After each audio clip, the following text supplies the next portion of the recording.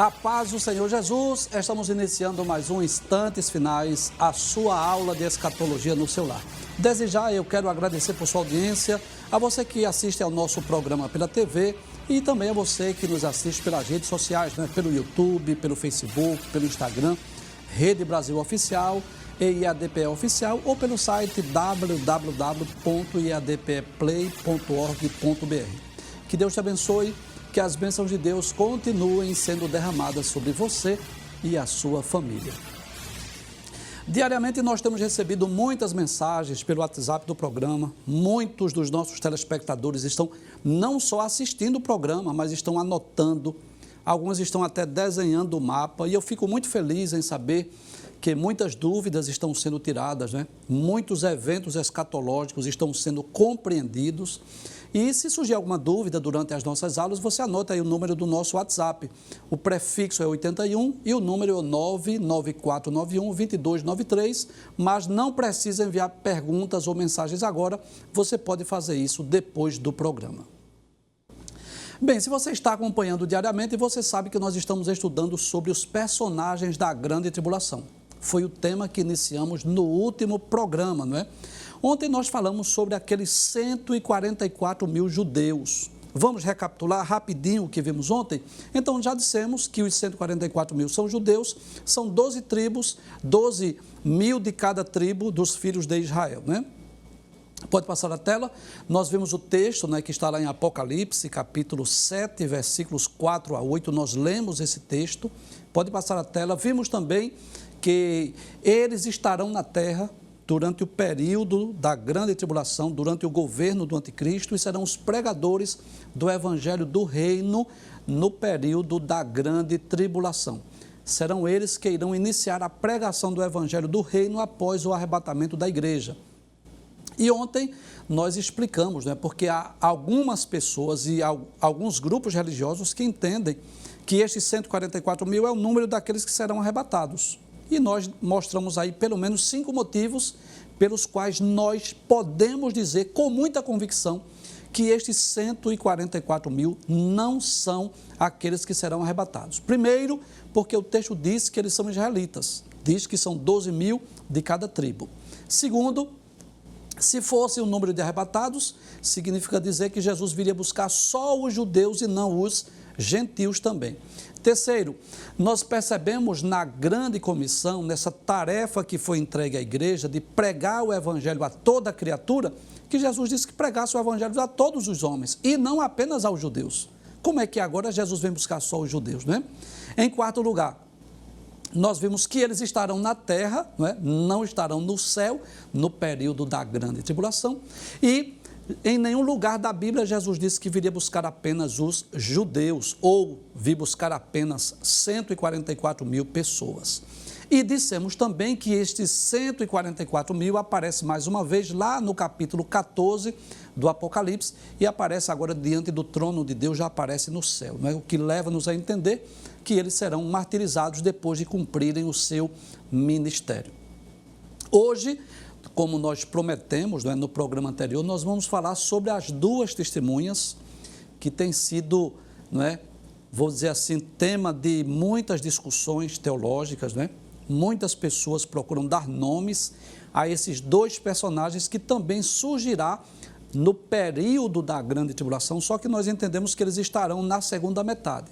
Enquanto os 144 mil judeus estarão atuando de forma mais específica na primeira metade da grande tribulação, tudo nos leva a crer que essas duas testemunhas estarão atuando no mundo na segunda metade, porque o registro desses dois personagens está no capítulo 11 do livro do Apocalipse. Então, quando nós falamos sobre as duas fases da grande tribulação, nós dissemos isso, Capítulo 6 a 9, primeira fase, ou os primeiros 3 anos e meio, e do capítulo 10 a 18 é a segunda fase, ou os segundos 3 anos e meio. Então, cremos que esses dois profetas estarão atuando na terra no período da grande tribulação, sendo que na segunda metade. Muitos teólogos, muitas pessoas procuram dar nomes a esses dois personagens.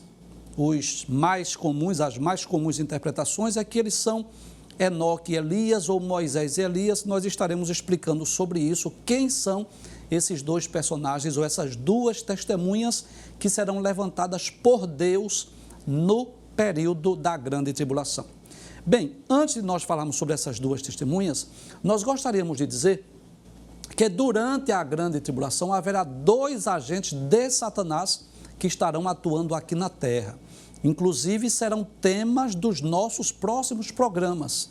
Dos nossos próximos programas, dando continuidade a este tema, os personagens da grande tribulação, nós vamos falar sobre o anticristo e vamos falar sobre o falso profeta. Esses dois agentes de Satanás que estarão atuando na terra, não é, a serviço de Satanás durante a grande tribulação.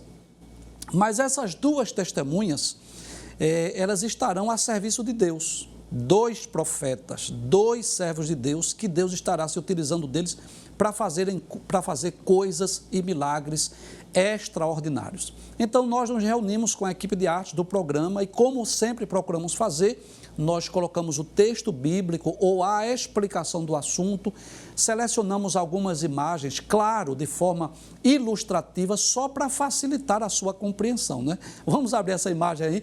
Não, por favor, volte, eu fiquei maravilhado, né, com essa imagem aí, achei muito bem feita, muito bem preparada. Quero parabenizar a equipe de artes da Rede Brasil de Comunicação. Então, é sobre essas duas testemunhas, esses dois profetas, esses dois servos de Deus que nós estaremos falando sobre ele. O registro está lá no Apocalipse, capítulo 11, versículos 3 até o versículo de número 13. Então, vamos ver o que foi que a equipe de arte preparou para nós, para a nossa aula de hoje, né? Vamos lá? Bem, primeiro, quem são essas duas testemunhas? Primeiro, eu gostaria de dizer que essa foto que está aí, ela é meramente ilustrativa, né? É claro que nós não estamos aqui dizendo que são exatamente esses dois personagens aí. Isso é meramente ilustrativa, tá certo? Mas podemos dizer que são dois profetas, dois servos de Deus, que serão levantados no período da grande tribulação, ou seja, após o arrebatamento da igreja. E o que é que esses dois homens, esses dois profetas vão fazer? Primeiro, vão se opor ao governo do anticristo e à religião do falso profeta.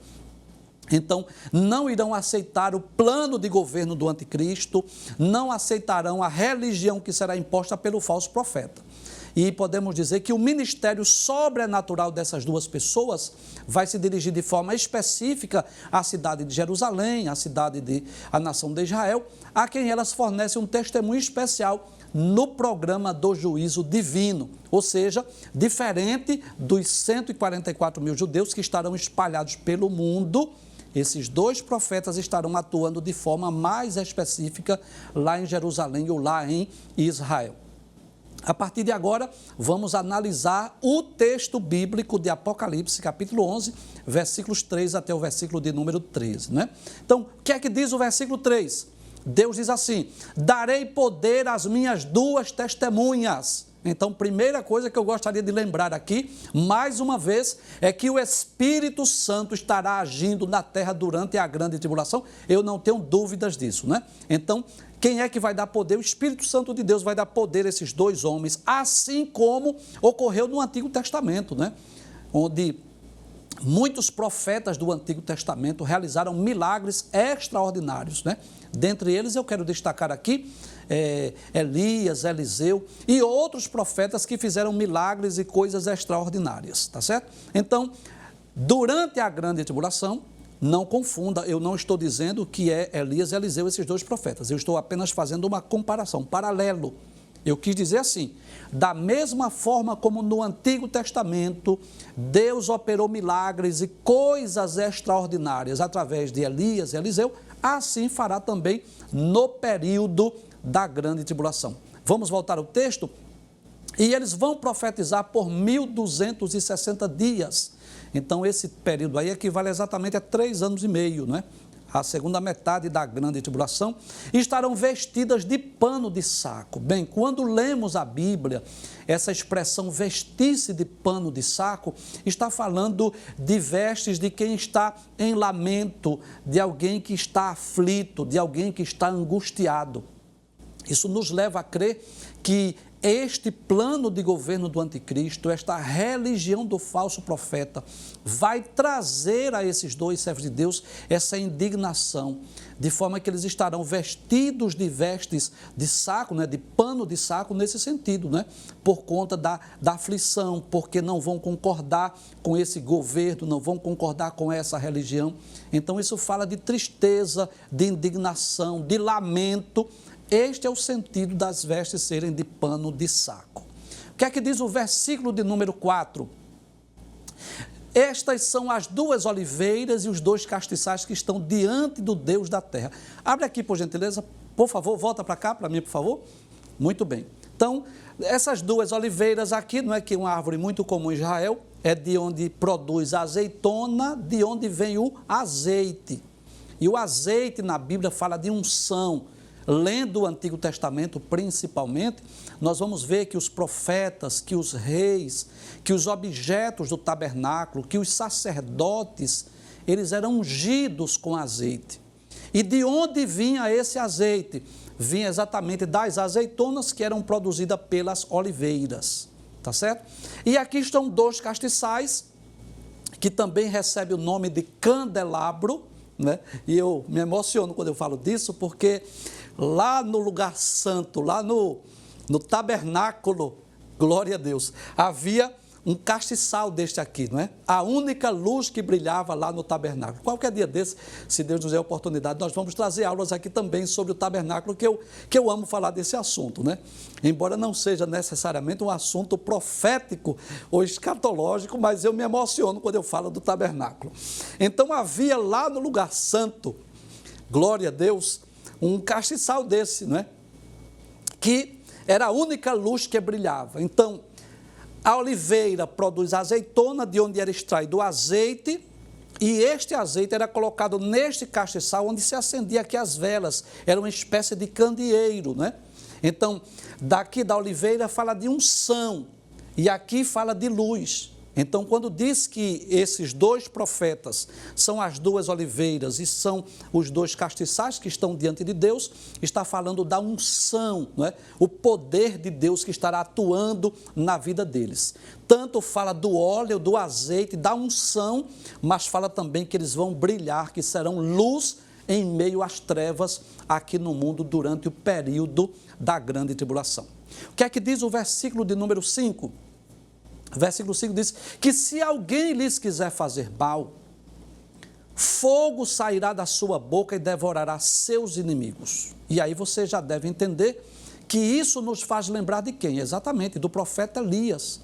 Quando o rei Acabe mandou lá os soldados buscarem, então Elias disse, olha, se eu sou homem de Deus, que caia fogo do céu e consuma tu e teus 50. Isso ocorreu 2 vezes e caiu literalmente fogo do céu e consumiu aqueles homens, né? Então, isso nos faz lembrar de um milagre realizado por Deus no Antigo Testamento através do profeta Elias. Se alguém lhes quiser fazer mal, importa que assim seja morto. Ou seja, esses 2 homens, esses 2 profetas terão autoridade de Deus para executar juízos divinos imediatos. Eles, através do poder que receberá de Deus, eles vão ordenar que caia fogo do céu, que consuma aqueles que quiserem lhes fazer mal. Claro, enquanto eles estiverem realizando a obra de Deus ou cumprindo o seu ministério. Então, se alguém quiser fazer mal, vai sair fogo da sua boca, não é? Isso nós cremos no sentido literal, que ele vai fazer com que caia fogo do céu, consuma aqueles que quiserem prendê-los ou fazer algum mal. Eu creio na literalidade desse texto. Versículo de número 6, o que é que diz a palavra de Deus? Que estas 2 pessoas, né, têm poder para fechar o céu, para que não chova nos dias da sua profecia. E aí nos faz lembrar de quem, mais uma vez? Muito bem, do profeta Elias. Capítulo 17 do primeiro livro dos Reis nos mostra isso, né? Que Elias disse, olha, não vai cair chuva nem orvalho segundo a minha palavra. Então, essas 2 testemunhas terão esse poder, claro, um poder dado por Deus, dado pelo Espírito Santo para deter a chuva da terra. E o que mais? Terá poder também, não só para deter a chuva, mas também para enviar praga sobre a terra, por exemplo, converter as águas em sangue. Vamos abrir a tela, por gentileza? Então, tem poder, abre a tela, por gentileza, tem poder sobre as águas para convertê-las em sangue. Isso nos faz lembrar de quem? Muito bem, Moisés. É por isso que algumas pessoas dizem que é Moisés e Elias, por conta da semelhança dos milagres que eles farão. Então diz que tem poder sobre as águas para convertê-las em sangue e para ferir a terra com toda sorte de pragas, quantas vezes quiserem. Faz lembrar de quem mais uma vez? Muito bem, de Moisés, que através de Moisés, Deus enviou as 10 pragas sobre o Egito, conforme está no livro do Êxodo, capítulo de número 8 até o capítulo de número 10 ou 11, mais ou menos, né? Então, observe que é por essa razão que algumas pessoas costumam dizer que é Moisés e Elias, pela semelhança dos milagres que esses dois profetas ou essas duas testemunhas realizarão. E há quem diga também que seja Elias e Eliseu pelo fato de, de ser Enoque e Elias, pelo fato de Enoque e Elias não terem morrido, não terem experimentado a morte, né? Mas eu gostaria de dizer que nós não damos nomes a esses dois personagens. Eu, particularmente, não acredito que nem Elias, nem Moisés, nem Enoque vai voltar para essa terra. Creio, sim, que esses dois personagens serão levantados por Deus no futuro. Talvez até eles já existam, talvez já estejam no mundo. Talvez já sejam dois servos de Deus que já estejam numa fase de preparação para esse grande ministério, né? Mas que só será revelado esses dois personagens no futuro, no período da grande tribulação. Por favor, não confunda. Eu vou repetir essa informação.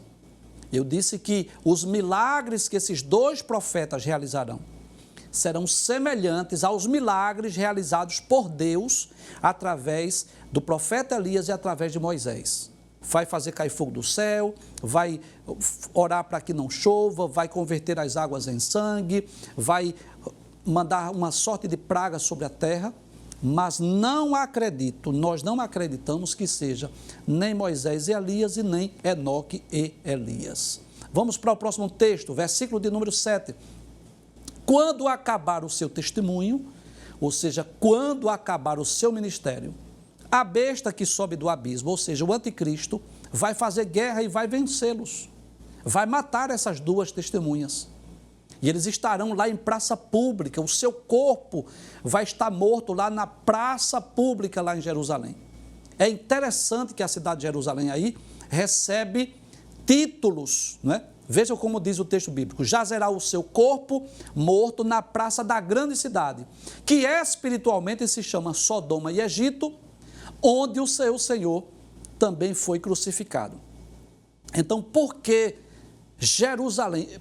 Professor, como é que nós podemos saber que foi a cidade de Jerusalém?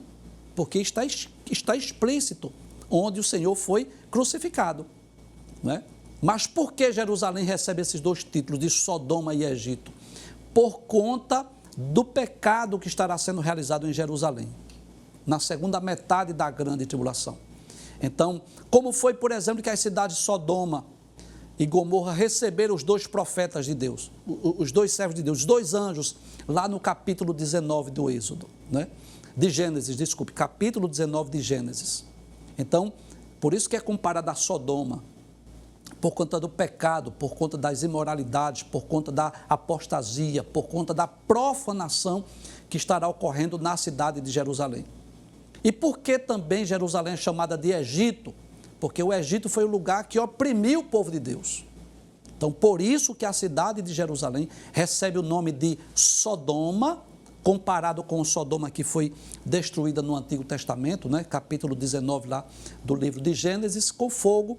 Por quê? Porque nesse período estará havendo profanação lá em Jerusalém, porque nesse período os servos de Deus estarão sendo perseguidos, e recebe o título também de Egito, porque foi no Egito que o povo de Deus foi perseguido e foi oprimido.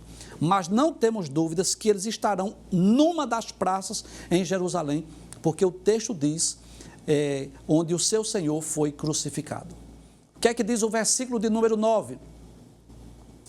Diz que os homens, né? Bem, eu gostaria de dizer que essa foto também é meramente ilustrativa. Se você identificar um desses personagens aí, não temos o objetivo, né, de dizer que essa foto será literalmente os homens que vão trocar presentes. Não, isso é uma foto meramente ilustrativa, não é? Mas o texto diz que os homens de vários povos e tribos e línguas e nações, ou seja, líderes de vários países, verão seu corpo morto, o corpo dessas duas testemunhas morto numa praça pública, e vão proibir que esse corpo seja sepultado. Não, vai ficar aí em praça pública, ninguém vai sepultar. Eles não são dignos de ter uma sepultura. E aqueles que habitam na terra vão se regozijar. Mas por que vão se regozijar? Por que vão se alegrar? Por conta das muitas pragas, né? Das muitas catástrofes que ocorreram na terra através desses dois homens. Nós dissemos aqui, à luz da Bíblia, vai fazer cair fogo do céu, vai tornar águas em sangue, vai enviar praga sobre a terra. Então os homens vão comemorar, vão festejar a morte desses dois servos de Deus, e o corpo deles vai estar onde? Lá em praça pública. Vamos voltar ao texto. O que é que vai acontecer? Eles vão se regozijar, vão se alegrar, vão mandar presentes uns aos outros. Por quê, professor? A Bíblia diz, porque esses dois profetas tinham atormentado os que habitam sobre a terra, né? Com as pragas que eles haviam, ou Deus havia enviado através deles. Versículo 11, mas o que é que vai acontecer depois disso? Vamos ver na próxima tela, por gentileza? Versículo 11, próxima tela, por favor. Muito bem, versículos 11 e 12. Mais uma vez, parabenizo a equipe de artes. Diz a Bíblia Sagrada, e depois daqueles 3 dias e meio, o Espírito de vida vindo de Deus entrou neles, né? Então, o Espírito de vida vai entrar naqueles dois corpos. Eles vão se colocar em pé e vai cair grande temor sobre os que os viram, né? Volta para cá, por gentileza. Imagina agora a cena. 2 profetas, 2 servos de Deus mortos, os homens festejando, comemorando. Não, ninguém vai sepultar, não. Vai ficar aí. Permita-me usar essa expressão. Me permita, né? Vai ficar apodrecendo aí, ninguém vai sepultar. Mas depois de 3 dias e meio, o Espírito de vida vem e eles vão se levantar, vão se colocar em pé. E não só isso, vamos voltar para o texto. Diz assim, e ouviram uma grande voz do céu que dizia assim. Porque está no passado, eu já expliquei, porque isso foi na visão de João.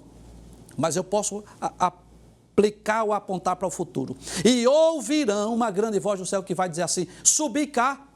E eles subiram ao céu em uma nuvem, glória a Deus, e os seus inimigos os viram, né? Glória a Deus. Volta para cá, por gentileza, né? Então, com certeza, a mídia, a imprensa que vai estar em Jerusalém, nesse período, nós não temos dúvida, por conta das perseguições aos judeus. Então a imprensa vai noticiar isso no mundo inteiro e as pessoas verão de forma sobrenatural esses 2 corpos, né? Agora ressurretos, subindo à presença de Deus. E eu já disse aqui que ninguém que mexe com o povo de Deus fica impune. Você lembra disso? Muito bem. O que é que vai acontecer depois disso? Só vão ressuscitar? Não. Deus tem um recadinho aos homens que estiverem na terra. Vamos ver o versículo 13 para concluir nossa aula hoje. Diz assim, e naquela mesma hora houve um grande terremoto e caiu a 10ª parte da cidade. 10% da cidade de Jerusalém será destruída. E no terremoto foram mortos 7.000 homens, 7.000 pessoas vão morrer. E os demais ficaram muito aterrorizados ou atemorizados e deram glória ao Deus do céu, não é? Ou seja, não há como duvidar que aquilo foi realmente um milagre extraordinário, um milagre da ressurreição. Esses 2 homens, ao terminarem, ao concluírem o seu ministério aqui na terra, serão mortos. Deus vai permitir que eles sejam mortos. Os seus corpos estarão em praça pública, as pessoas vão comemorar, vão festejar. Mas depois de 3 dias e meio, eles vão ressuscitar, vão subir ao céu, não é? Isso será uma ressurreição, faz parte ainda da primeira ressurreição.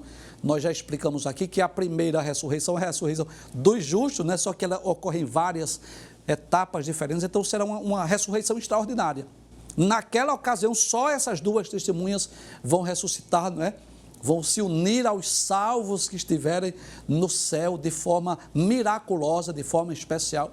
E os homens aqui na terra, ao verem aquela cena, ao verem aqueles dois profetas sendo levados ao céu, como foi o Senhor Jesus, não é?